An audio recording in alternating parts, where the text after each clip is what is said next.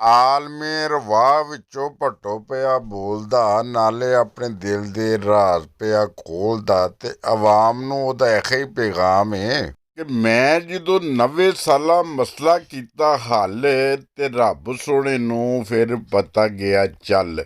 ਰੱਬ ਸੋਹਣੇ ਨੇ ਵੀ ਫਿਰ ਰੱਸਾ ਲਿਆ ਵੱਲ, ਤੇ ਕਾਣੇ ਹੁਕਮਰਾਨ ਦੇ ਕੰਨ ਪਾਏ ਗੱਲ। ਤੇ ਤਾਰੇ ਮਸੀਹ ਨੂੰ ਵੀ ਕਾਣੇ ਹੋਰਾਂ ਬੁਲਾ ਲਿਆ, ਤੇ ਰੱਸਾ ਉਹਨਾਂ ਭੱਟੋ ਹੋਰਾਂ ਦੇ ਗੱਲ ਵਿੱਚ ਪਾ ਲਿਆ। ਤਾਰੇ ਮਸੀਹ ਨੇ ਦਿੱਤਾ ਭੱਟੋ ਨੂੰ ਵੀ ਟੰਗ, ਰੱਬ ਆਇਆ ਸੀ ਉਹ ਕਾਣੇ ਤੋਂ ਵੀ ਤੰਗ। ਤੇ ਰੱਬ ਨੇ ਵੀ ਕਾਣੇ ਨੂੰ ਉਹਦੇ ਲਸ਼ਕਰ ਦੇ ਨਾਲ ਜਹਾਜ਼ ਵਿੱਚ ਬਹਾ ਦਿੱਤਾ, ਤੇ ਜਹਾਜ਼ ਨੂੰ ਬਹਾਵਲਪੁਰ ਦੀ ਫਜ਼ਾਵਾਂ ਵਿੱਚ ਡਾ ਦਿੱਤਾ।